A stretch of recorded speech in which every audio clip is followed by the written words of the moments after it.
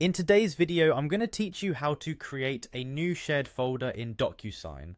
Whether you're managing multiple documents or collaborating with a team, having an organized system can really enhance your workflow. So let's dive in and walk through the process of setting up a new shared folder.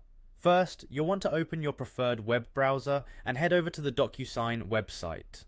Docusign is renowned for being the top choice in electronic signature technology and intelligent agreement management, providing robust solutions for your document needs. Once you're on the Docusign homepage, you'll see a login button typically positioned at the top right corner of the page. Go ahead and click on that to enter your login credentials. If you don't have an account yet, this would be a great time to set one up and experience all the features Docusign has to offer.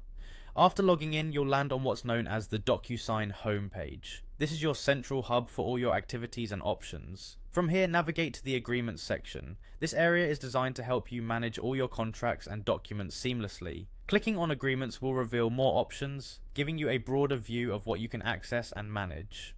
Next, within the Agreements area, you'll notice an option labelled Show More. Go ahead and click on this. It expands the menu to display additional settings and features that aren't visible immediately. Understanding these additional elements can be quite useful as you work towards enhancing your digital document management. Once expanded, look for and click on Folders. Folders in Docusign are akin to digital filing cabinets, where you can organize all sorts of documents into separate, easily accessible compartments. Good document organization is crucial, especially when handling a wide variety of files and agreements. Now that you're in the Folders section, the perfect spot for organization, you will see an option labeled New Folder. Click on New Folder to begin the creation process. Here you can assign your folder a name that fits the documents or project it pertains to. Naming your folders clearly can significantly ease future searches and file access.